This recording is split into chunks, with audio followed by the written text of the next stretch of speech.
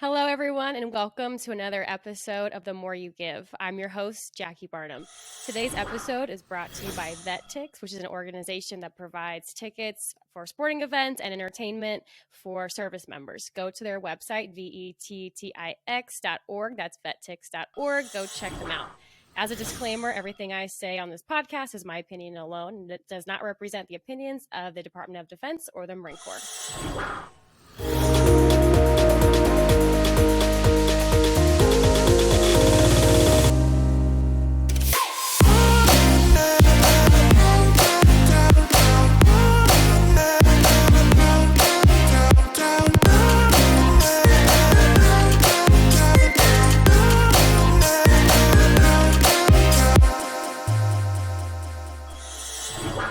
So today we have an amazing guest who I was thinking about this. I think our guest is the first Marine that I ever laid eyes on in my life. We have Major General Angela Salinas here with us today. Thank you, ma'am, so much. I cannot wait to just it's so interesting. This is all these episodes are kind of coming full circle. The other week I talked to my company officer from the Naval Academy. So ma'am, thank you so much for being here today. Well, thank you, Jackie. I'm so excited. I was just telling your story to someone probably a half hour ago, and I literally brought them to tears talking about that experience from my perspective. So I can't wait for us to just kind of relive that moment for both of us when we first kind of crossed paths. So excited. I'm delighted. Thank you Yes, so much ma'am. for letting me come today. Yeah, so just for everyone listening, so I believe you spoke to my class when I was in high school.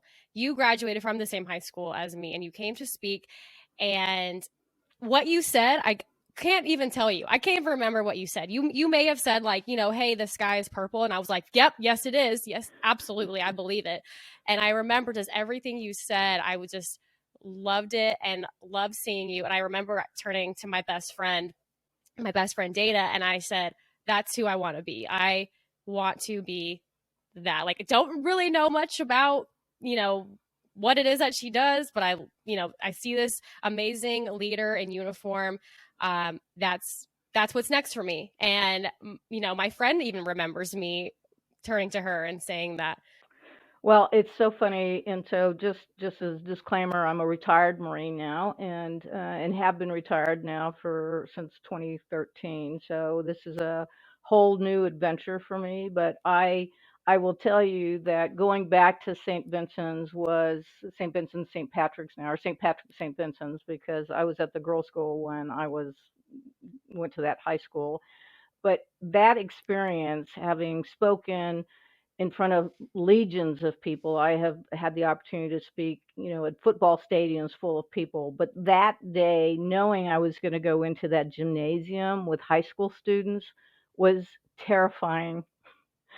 And even though I was a general, I had stars on my shoulders, I had these incredible accomplishments behind me. I was really terrified to go in there because I had no idea, really what to expect. But I just know that sometimes high school students can be irreverent and disrespectful. And as a Marine, and you know this now, we really have high expectations and demand discipline. And I wasn't really sure how I was going to be able to hold back if anybody was disrespectful to really the uniform. And not as much about me personally, but the idea that students would be disrespectful to the uniform of the United States Marine.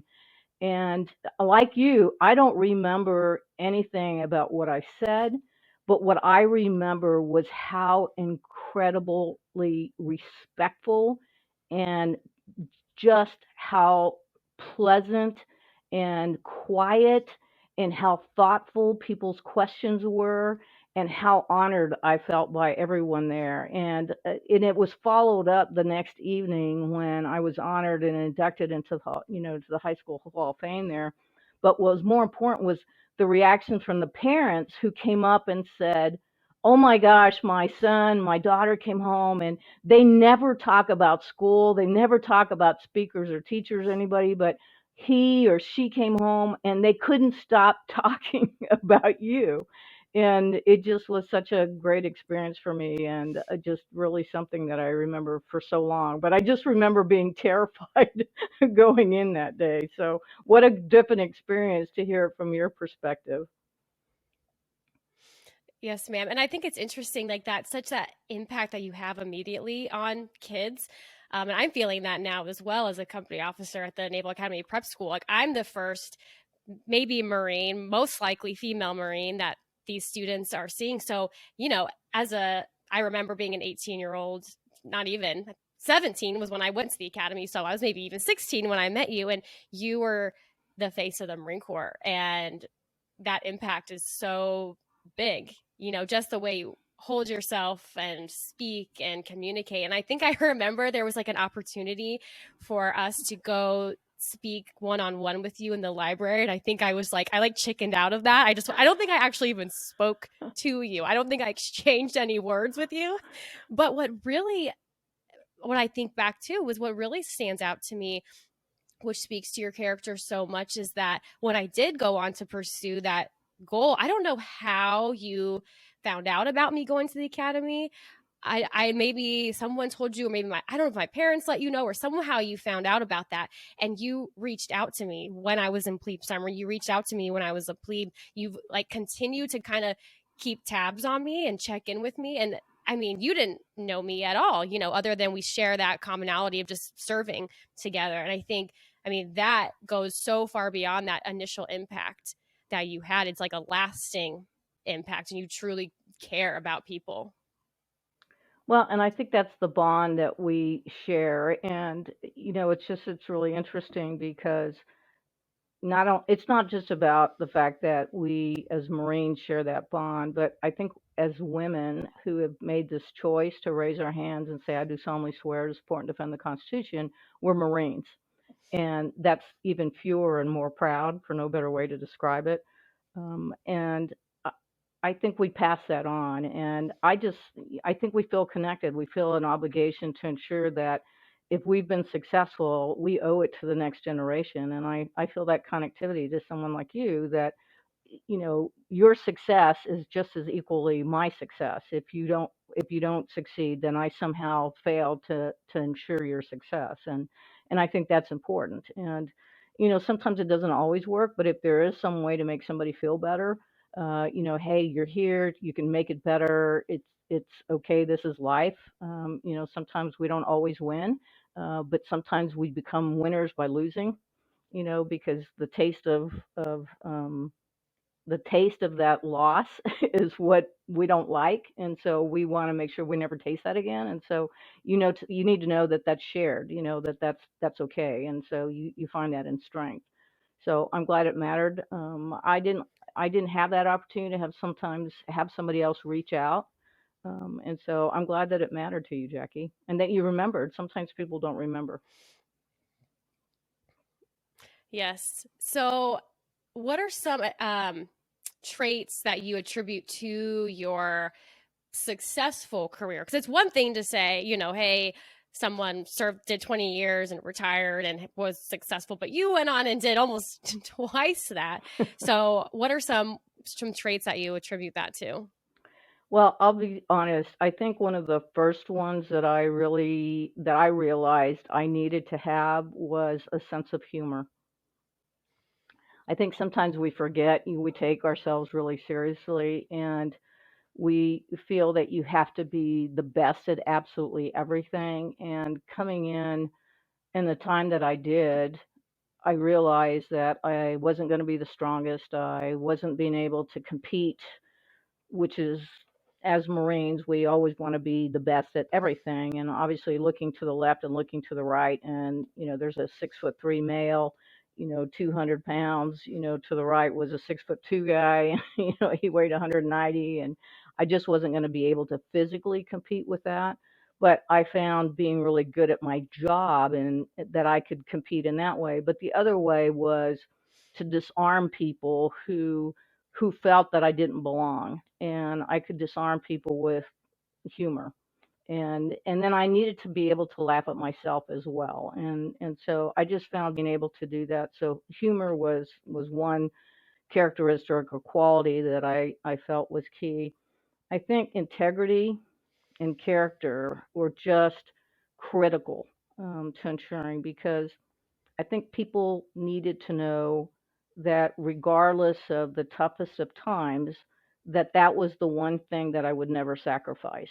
And and I think in lessons learned, people look back, because I think that's the first thing that sometimes weak people do.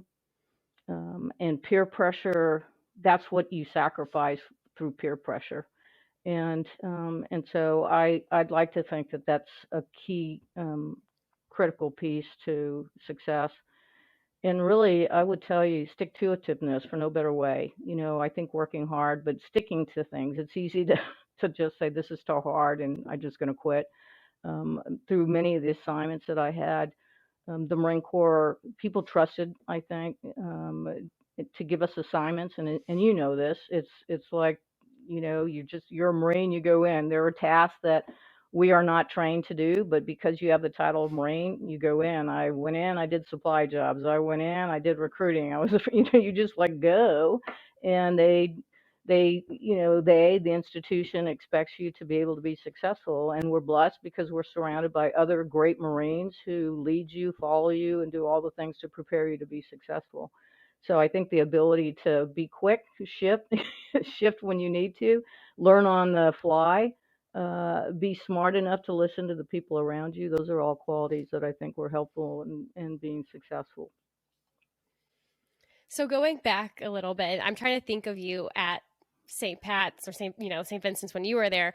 And it's actually interesting because I was on campus a week ago doing an interview, and I got to walk around, and knowing that we had this, recording to do, I was just thinking about, little Angie at St. walking around. And so I'm curious if, like, what kind of high school student you were, and if that, how that impacted your decision to join the Marine Corps and kind of just the beginnings of your career. So, great question. So, I was over at St. Vincent's on the other side of town. So, when I was there, it was just St. Pat's and it was the boys' school. And I was at the girls' school over at St. Vincent's. And I was just really an unremarkable student. I was, um, I played basketball, believe it or not. I was that was really kind of my passion. I was more into the athletic piece. I was, I was on the yearbook staff. I kind of did the newspaper. I was just really didn't do anything. I had no inclination of the military whatsoever. In fact, I didn't even have plans to go to college. And as I was getting ready to graduate, everybody was going to college in my class, I believe, except for maybe me and one other person. And I just really had a horrible case of FOMO, and decided I better go to college. So I applied to Dominican College, which of course was St. Vincent's, was run by the Dominican nuns. And so Dominican College over in San Rafael was the mother house. So I applied to go to Dominican. I got in. I mean, really, it was the only school I applied to. I was accepted, and so that's why I went to college. And so literally, I went there for 2 years. I floundered because I really had no support. I was the first in my family really to go to college. I mean, my siblings, I was the youngest. I floundered for 2 years without any direction. I was in college. They had no basketball. They had no athletics. Really, it was just kind of intramural programs.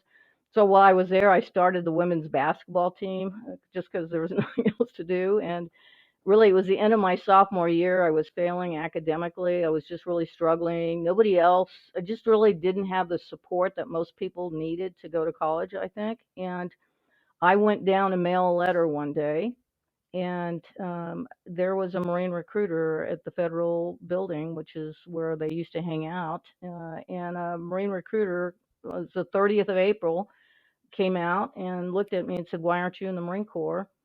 And 19 years old, looked at him and said, "Look, buddy, I am just trying to mail a letter. Get away from me."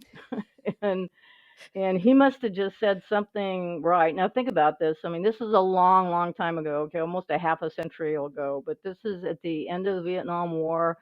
The all volunteer force. The draft is gone. The all volunteer force is in its infancy. the services are really struggling for recruitment. I mean, because they really thought, oh wow, the draft is gone, everybody's going to still be very patriotic, they're going to want to just come and join, and they weren't. And this is, early mid 70s, and the only people that are joining, to be perfectly honest, are women. This is really when the country's now, the resource really becomes women, because now women are starting to say, hey, me too. And the military is the only place that's really equal pay. I mean, if you think about it, go back to the 70s, and an E2 is an E2 is an E2. An O2 and O2 is getting paid regardless of whether you're a female or a male. And so this is kind of not a bad place if you're thinking about it. If you're a brand new college graduate or you're coming out of high school, that you could go in the military and get the same pay and get a job and be trained. And so that's exactly, that deal sounded pretty good to me on the 30th of April, because by the 4th of May, I raised my hand and said, I do solemnly swear to support and defend the Constitution. And by the 7th of May, I was at Parris Island, South Carolina, being greeted by a drill instructor. And I'm standing there wondering, I should have probably thought about this just a little bit longer. But I will be honest, that was literally the best decision I ever made. And so what I did is I joined the reserves initially so that I could take that break between May, when I joined, and I got back to college between that sophomore and junior year. Changed my ways. Wow, got disciplined, focused. I understood what I think my parents had been trying to instill that whole time, which was nobody's going to give you anything. You have to earn your way. And that's exactly what the Marine Corps did. You're not given the title of Marine, you earn the title of Marine. And that's exactly what I did. Came back, took 4 years of college, crammed it into those last two because I had actually partied so much those first 2 years, and my academic GPA was so low that I could have probably, whole big difference, and literally set my path, I think, to total success. So I really attribute those weeks at boot camp, that initial start by the Marine Corps, uh, emphasis on education, and just continually improve, improvement. And that's really the story of how I came into the Marine Corps. And a little bit more, how there's always the epilogue. I got back to school, and on the weekends, I would do my reserve training over at Alameda at the Marine Air Reserve Training Detachment. I'm the only woman Marine in the entire detachment. And as such, I had to stay in the Navy female barracks. And these Navy women were not very kind to the Marine, single only woman Marine in the entire base and detachment. And I would come back from my weekend drills, and I would, I'd lament to my, dorm, the Dominican nun that was in our dorm, and just say, oh my gosh, these Navy women are just terrible. They're just really mean. They're mean women. And so she came down one day and she said, you should tell them that you know Admiral Nimitz's daughter. And I just looked at her like, I don't know Admiral Nimitz's daughter. So she came back and threw Admiral Nimitz, Chester Nimitz's autobiography on my lap and walked away. And I was like, oh my gosh. So I opened the flap because I'm a junior in college, and who has time to read, right? So I opened the flap, and I'm reading about Admiral Nimitz, and then his children and blah, blah, blah, blah, Captain Chester Nimitz Jr., Navy captain. And then talks about his daughter Mary, who is a Dominican, biologist from Berkeley, PhD, who's a Dominican nun teaching biology at Dominican College, in San Rafael, California. So here, who's really Sister Thomas Aquinas, who is this Dominican nun who just handed me the book. So my dorm house mother was Admiral Nimitz's daughter. And so, yes, yeah, so Oh my this gosh. huge turn, and she becomes my mentor essentially once I realize this, and really helps me through the next year of my college, and just a phenomenal, turnaround, which was just amazing. So what a small world that we live in, isn't it? It it is. And honestly, I'm thinking back about what you said about how you were the only, female Marine in the Navy barracks or living quarters, and but like why were they mean to you? Like I don't like just cuz you were a Marine, or like what? I mean, that's just like shocking to me. Well, and again, it was just probably part hazing, part, you're not, you're a Marine, we're Navy. I mean, it was just, it was weird. I mean, we're not, it was a weird time, I think, for people. But yeah, it was Right. not welcoming, to say the Do you least. feel like do you feel like that's changed over your time? Have you seen that? Because I honestly, I talked about this, I think in like an Instagram post that I posted about like, I feel like men can kind of say mean things and it sort of rolls off my back. But when like women are mean to other women, it like hurts so much. And it's like, I just wonder if, have you seen that improve?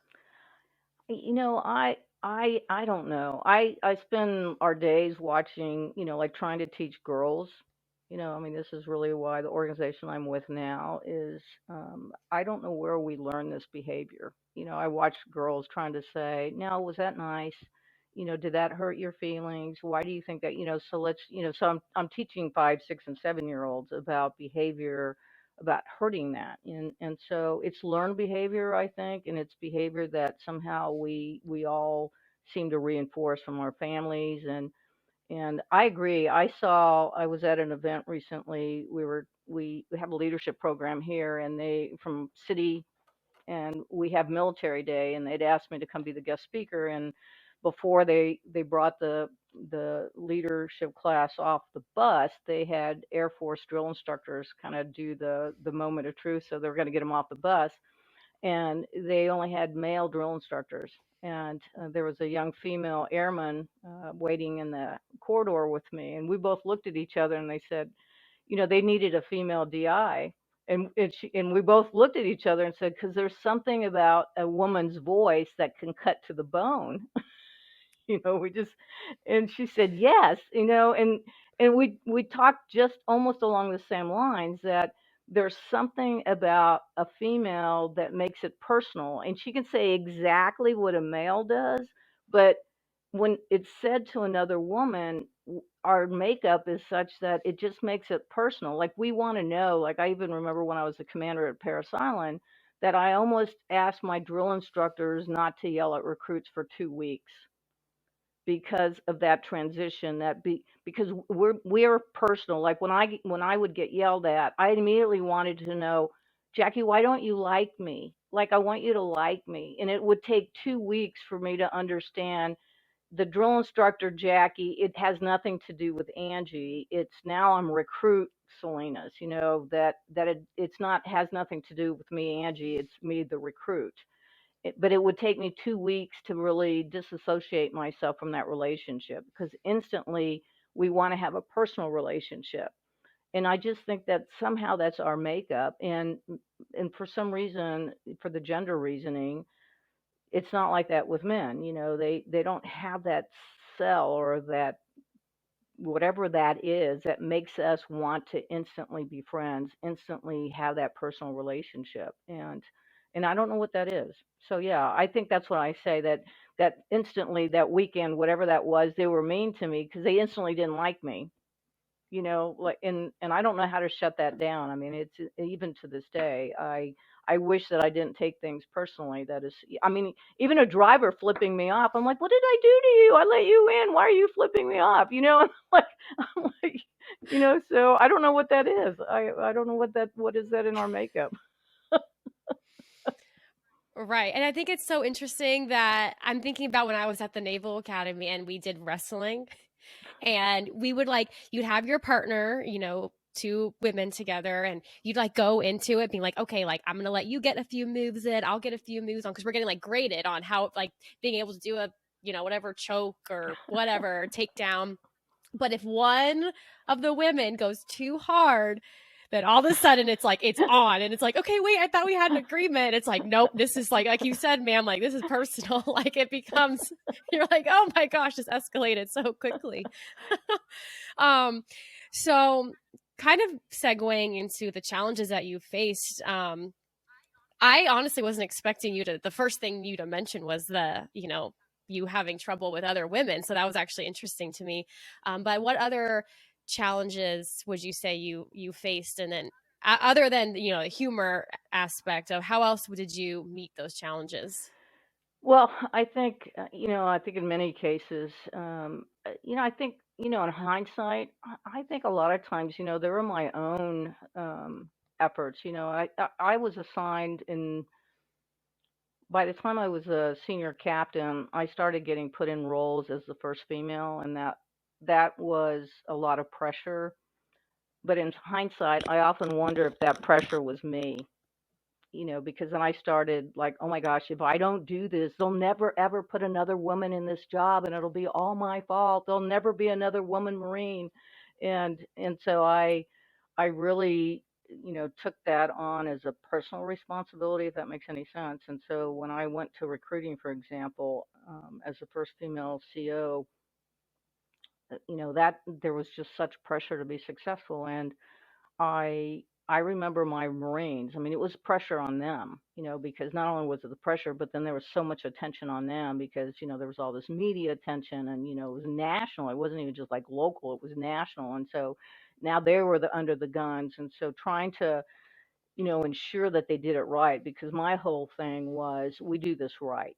Because in recruiting, it's really easy to jostle the numbers and, you can get people to join and not really ship. And I'm such a stickler for doing it right.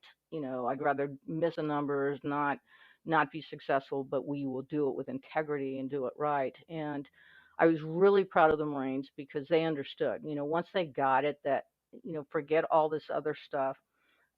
And then they even had to put me in check because I even got caught up in our successful months, and we went from being literally almost last in the nation to being one of the top 5 stations at the end of my term, and and so I started getting hungry, like come on, we can break the top, we can break the top, and in almost driving them, and it really took one of my senior advisors, and that's when I really realized I had a good relationship with my Marines because they could come to me and say, take a deep breath and step back, and so that's when you have a good relationship when your leaders can come to you, when your senior people your listed people, and you've got that relationship that you can listen to them, because if they hadn't, then that you're not the kind of leader that you want to be. And so I think the challenges that I felt was, like believing in your own hype, like I used to tell, my troops, even my young captains and stuff, you can't believe your fitness reports, because it's really easy. You write all these great things, and then your head starts getting really big, and so you start thinking, oh my gosh. So when I got picked to be a lot of the first, I think I felt like that rung, as I'm climbing up that ladder, I was worried that the rungs were like already kind of sawed in half, like I was taking a step and maybe it was going to broke, and it was like waiting for me to fall. And so I think realizing I wasn't there alone was a little bit of a piece that I had to assume, and that was a lessons learned for me. Um, and realizing that if I failed, it was okay, that there was somebody else that was going to come up behind. So I think adding a lot more pressure to myself, that it wasn't, that I was adding more to it, I think, in the long run in so many ways. So I think a lot of those challenges was realizing I was doing more harm to myself than I was to, it wasn't as big of a deal that I was making it, if that makes any sense. So that was a little bit of a challenge. Yes, ma'am. So when you said that you realized that you weren't alone, who was it that you were able to lean on? Because I'm thinking of like the other women generals that I even can think of, and I know, General Reynolds and General Shea, and those are like honestly, but I don't know if they were like at the same time as you. So like, did you communicate with other generals that were women? Like, who did you lean on during those times that you felt like you were alone, but realized, hey, I'm not alone? Well, so interestingly enough, so I like to tell people, like, like when I became, like I was like, we didn't even have, when I came into the Marine Corps, there weren't even generals. You couldn't even be a general. And so, people say, oh, like you had aspirations of being a general. Like, well, no, I just wanted to be a corporal, because I was lucky I made corporal, then, oh, yeah, I got to be a sergeant. Yahoo! And then, I always tell people rather than making me a staff sergeant, they made me a second lieutenant because I wasn't really quite good enough to get into the staff NCO ranks. And they said, oh, well, we'll just make her a lieutenant instead. And so the best part was just being a Marine. And this is really where my joy came from. And I think that, my guidance came from my mom. My mom had no idea I joined the Marine Corps. This was really kind of a little bit of a step around, is that my mom was very excited about the fact that I'd gone to college, and so had no idea I joined the Marine Corps. So I was actually in boot camp when they were looking for me, and they said, well, they tracked me down. I was a couple days away from graduation, and they said, well, they found me in boot camp, and my sister said, where are you? And I said, well, I'm in Paris Island. And they're like, where? I said, oh, I'm in Paris Island. I said, but I'll be home in a couple days, don't worry.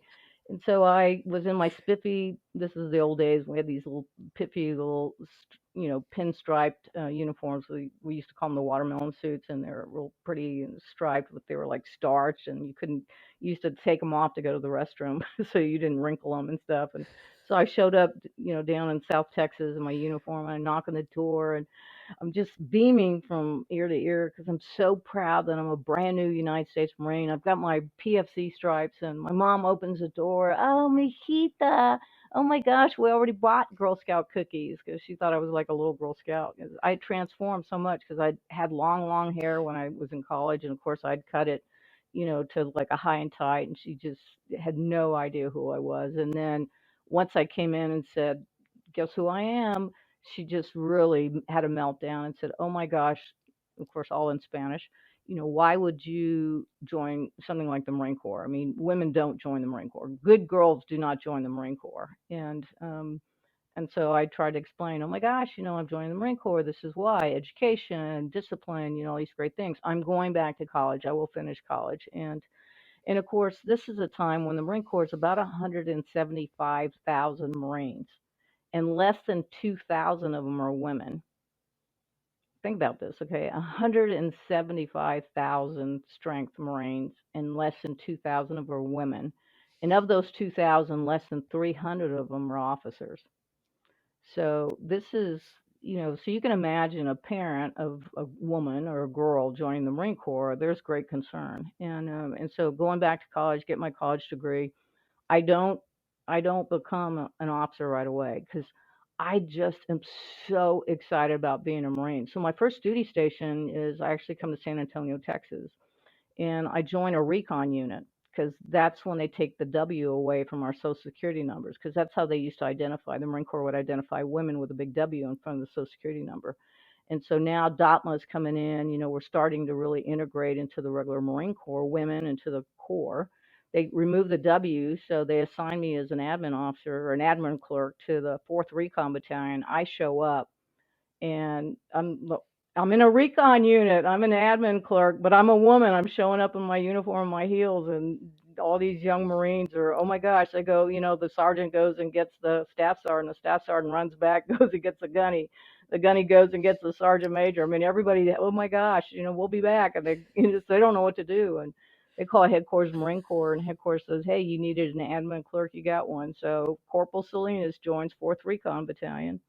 And I merge right into the unit like just any Marine, and they take really good care of me. But the command realizes, I'm a young Latina, I have a college degree, and they go out of their way to say, you are too good to be in the, and that's not my perspective of being too good, but they saw that I had great potential, and they were the ones that really mentored me and put me in for the enlisted commissioning program. And so that was really the big launch. But as this is happening, my mom is still not happy that I'm in the Marine Corps.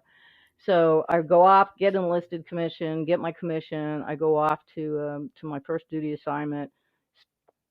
Still not happy I'm in the Marine Corps. My second duty station, I go to Paris Island. She comes to visit, and she sees my passion and what I love about the Marine Corps, and falls in love with the Marine Corps and never leaves. So she lives with me literally for the next 30 plus years of the Marine Corps. So she is the sage advice, and every time moves with me. I mean, every duty station she's with me except when I go overseas. And every time I would come home, go, I'm done. I'm done. I'm done with the Marine Corps. They don't appreciate my talent. I'm blah blah blah blah blah.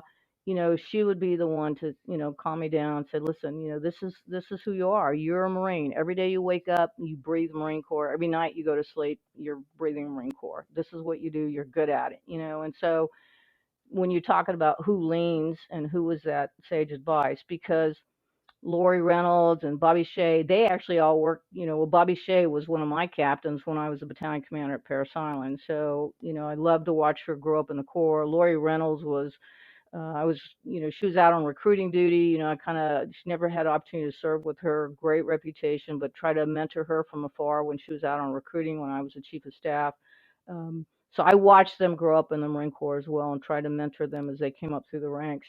Um, I would tell you that few women up around those tribes, but I had many men that I was able to lean on, and I like to remind people that it was men around the table that made the decisions to send me out on recruiting duty. It was the men around the table that chose to be, hey, she's the first one to go be assigned as the first, district commander. Hey, she's, a man around the table that made me the first G5 out at 3MEF. You know what I'm saying? So yes, there were men, but it was my peers and my mentors around those tables that I'd served with that really became the people that I could lean on in so many ways. And to be perfectly honest, I had a lot of subordinates that I would go out and ask them. I like to consider myself a box kicker. And I would be the one that, at 5 o'clock in the morning, I'd like to go to the chow hall and sit down with my Marines. I'd be under the truck once in a while and scare the poop out of my lance corporal that was changing the oil, when I was a company commander. Hey, tell me about the truck. What's happening? And so when you're kind of talking about all of that, that's really who I found the most joy, to be perfectly honest, kind of just being out and with everyday Marines. Because in my heart, I always felt like I was still a sergeant, even when I wore stars. It used to bother the officers because they'd say she loves to be with sergeants more than she does with her officers. So that was my accusations, if it makes any sense. Long answer. Yes, ma'am. No, it's so amazing. I'm thinking about like when I was a company commander and I was like a driver. I volunteered to be an A driver. We had to go fill up like a water bowl, and I'm like, just like I'm like here to help. Like, let me know what you need. And they're like, oh my gosh, ma'am, like just stop. And I was like, oh, you need like just making things way more complicated than they needed to be. But I think sometimes, like the end of the day, like they'll remember that, or at least I hope, hopefully in a good way. Or they're like, oh my gosh, ma'am was just so annoying. I'm just trying to like like tow this water bowl where it needs to go. But um you mentioned earlier about the statistics about, when you joined and it was only 2,000 women. And I last year was giving a brief to my students about, why I wanted to be a Marine and why I chose the Marine Corps over the other branches, just because the standards are higher and it's more, selective, at least at the academy, getting to go Marine Corps. And I literally threw this similar statistic where I was like, hey, in the enlisted ranks, it's about, 8 to 10% women. And then like, but women officers out of the whole Marine Corps, it's like, 0.16 or point 0, whatever, and I had the students like fact check me, about the women officers out of the whole Marine Corps. And they just were like, whoa, that's, not that many. And I just think it's interesting how over even, you retired almost 10 years ago and those numbers were so low, but and they've improved, yes, but comparing to the other services, it's still significantly lower than the other branches. And I'm just curious what you think the reason for that is.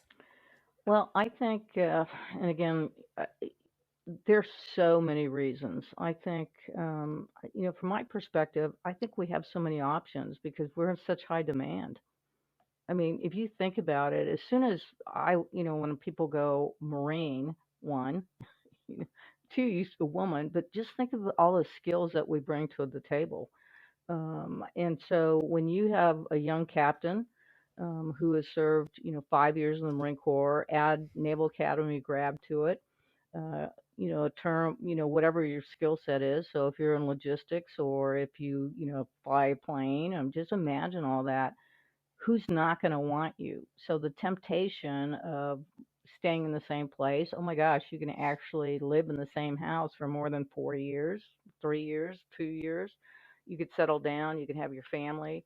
That is very, very tempting. So why wouldn't, as a female, so think about that. So that is the toughest thing for the Marine Corps to have to compete with. And for somebody who wants to get married, have a family, have children, that is very difficult. So imagine for somebody for 39 years, how many moves I made to try to juggle family commitments, separations. If you're both military, and then again, all the commitments, and oh, by the way, the amount of hours that you have to put in. I mean, it's not like it's an 8 to 5 job.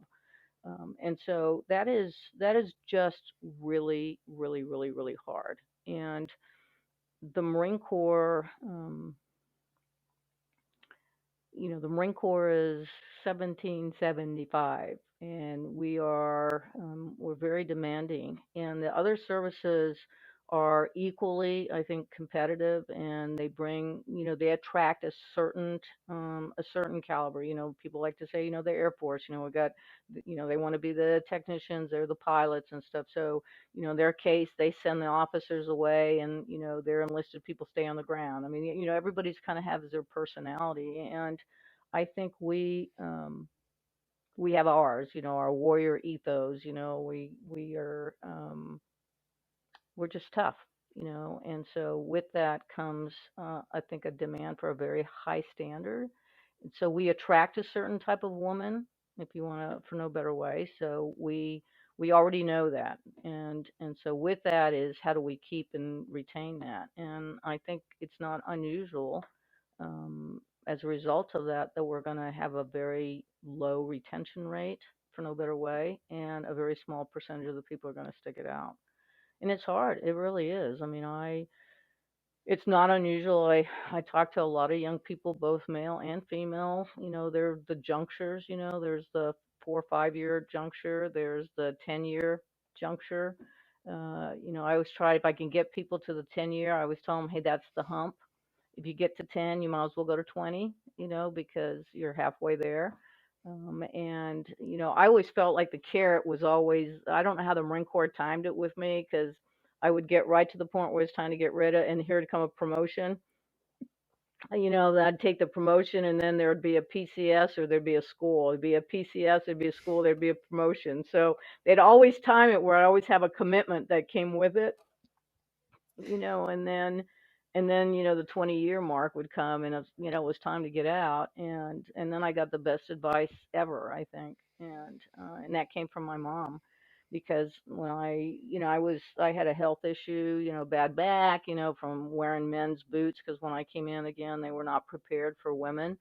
And so they just gave us stuff that was really small men's stuff. So I wore men's shoes, boots, men's utilities, men's, everything was men's. It was just smaller.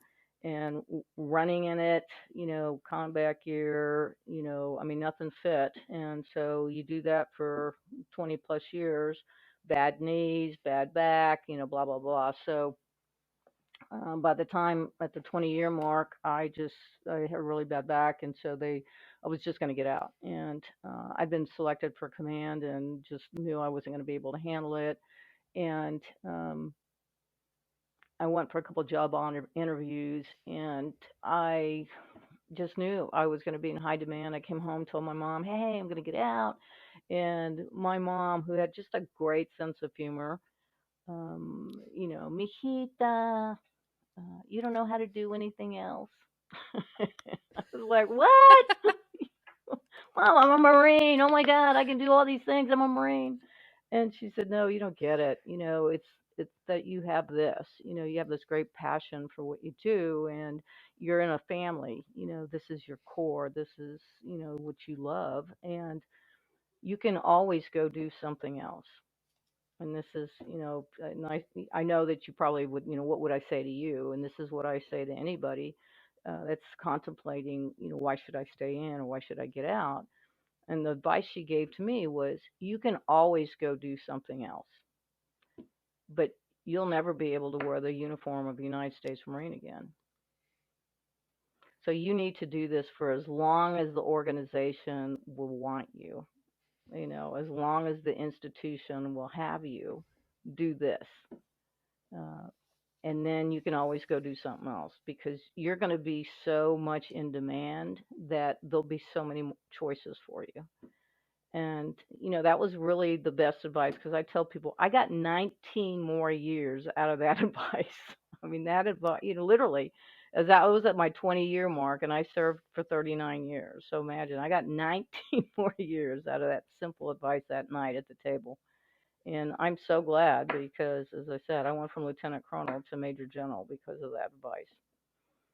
And it was absolutely true. And it was, and once that load of in, out, out, in, what I do, what I don't. And I never, ever, ever thought about getting out, because I just used that as that basis, as long as, and again, my internal one was, as long as I had value added, I felt I was making a contribution. I just looked at the institution. I looked at the Marine Corps. I loved the people I was around.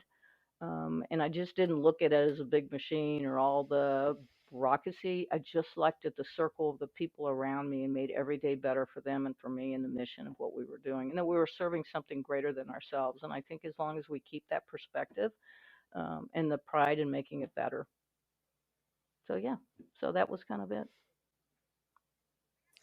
Ma'am, you like just brought us home totally. I like you answered just my final question, which was going to be, because for me, I'm at 8 years right now, and I'm approaching that hump, as you just said, that 10-year mark, and I am feeling so like burdened by this decision that I have to make. Because of course everyone's asking me, are you a lifer? Are you a lifer? And I'm like, well, it depends on like the cup of coffee I have in the morning. That changes my answer sometimes. So thank you. I like I needed I definitely needed that advice. You're so right. Once we take that uniform off, because I like to think, I'm like, well, what else could I possibly do? I mean, I know we are very employable as Marines, but there's just something in me, at least right now, that's saying like, this is what I'm meant to be doing. And I do have a purpose. And I only hope that I can impact others the way that Oh, you've impacted me. And I'm so honored to have been able to talk to you today. Thank you so much for your time. Is there anything else that you want to leave us with? You've just given us so much wisdom. I just could ask you 100 more questions, but we'll wrap it up here. This is a perfect place to end. But ma'am, I'll give you the last well, word Jackie, I here. just want to say thank you so much. I just got to tell you, I think I've always lived life thinking, if we can just make an impact on one person's life, then we've all lived a life of worth. And you're that person for me. So I just want to say thank you so much. You make me smile. You make me feel like I've made a difference in the world, and so thank you for that. But I have to ask you one really quick question, because this is the rest of the story is that I'm the CEO of the Girl Scouts of Southwest Texas, and I want to ask you: are you a Girl Scout? I was. Yes, ma'am. I was a Girl Scout from troop 694. Oh gosh, my troop leader will be very Mrs. Macron will get I hope she's not listening to this. But I was a troop leader in Okinawa. So I was a Girl Scout from, like first grade through high school. I think I reached like senior. Is that the highest, or junior? Well, I the think it was a senior. ambassadors are our senior or high school senior girls now. Yeah. Oh, I didn't reach that rank, but I did reach like senior or junior. And then when I was in Okinawa, I got to lead a troop, which was super fun. I think they were juniors, brownies or juniors or something. So, yes, I love the Well, Girl one of the Scouts. reasons because I had no intentions of working after 39 years in the Marine Corps, but I actually got a call one day, and I was so excited because this again was something that spoke to me, and I think it's because the mission is to build girls of courage, confidence, and character who make the world a better place. And as soon as I walked into the building, on the wall it says, "Once a Girl Scout, always a Girl Scout." And I thought, where have I heard that saying before? And as you know, once a Marine, always a Marine. So I just love that this ring. But the reason I'm so passionate about Girl Scouts is that every single Girl Scout wears the American flag on her sash and on her vest. Every single meeting starts with the Pledge of Allegiance, and every single Girl Scout says a pledge. On my honor, I will try to serve God and my country. And I tell people I had to be 19 years old to raise my hand and say, I do solemnly swear to support and defend the Constitution. And so this organization teaches patriotism. And, a lot of people will say, oh my gosh, how does the Marine Corps, I mean, how do you go from being like a general and now, to Girl Scouts? How does an organization like Girl Scouts get it, like someone like you? Why aren't you with a Fortune 50 company? And I often say, why wouldn't an organization that is developing the next generation of women leaders, why wouldn't they have somebody like me that comes from an organization that's, core values, which is honor, courage, and commitment? Why wouldn't I be an organization that is about, courage, competence, character? And so this is kind of when we're talking about, the next evolution and what people like us do. So after you do your 20 years, Jackie, and when you find your purpose, because I think we are and we do somehow find a niche, we find a place. And sometimes it's not knowing, and we think we don't know or we don't know what we're going to do next, but I think we have a path. And, I think I was blessed to kind of have two great places to land as a Marine, and now in the after Marine life. But as I tell people, I'm still a Marine, and when I walk in a room, well, everybody still knows that. They just, I'm still the general. The girls think it's my camp sign, my camp call. But the staff knows it's like the general. They call me the general. They like to tell me, they even they go, oh, look out, because she's gonna go all Marine on you. And so they even warn people, like, don't, oh my God, don't annoy her because she'll go all Marine on you. And that just means, the counseling session about taking pride in ourselves, Oh holding people gosh. accountable. They get the mentoring. They call it, oh, she's going to Hmm. mentor you. so so they understand about all about accountability. But what I love about this whole idea, especially in Girl Scouting, is that people care. Like I used to think, wow, the differences between people who serve in the military and people in nonprofit, they're very similar in the sense that they care and the type of leadership. I mean, the people are as caring and as dedicated and as hardworking as any I ever served with in the military. And I'm so proud of the organization that I'm associated with now. And it's really about, I wish people who served in the military or people in our community and folks that are listening to this, if they can find time to volunteer and serve as troop leaders, they're making a big difference as well. So every community that's part of this, the Girl Scouts could really use incredible women and even men that could volunteer and help our organizations or have their daughters join Girl Scouts, because we do have huge impact, and the next generation of leaders will come from our organization. So I'm not surprised you weren't a Girl Scout. So good for you. Yes, ma'am. Well, thank you so much for your time. To everyone listening, thank you for taking your time to listen to today's episode. If you haven't had a chance to listen to my episode from last week with Ryan Mannon, go check that one out. We had an awesome talk about resilience. Thank you, VetTix, for putting this episode together. And please go to paradedeck.com to go check out all my other episodes and content. Thank you so much.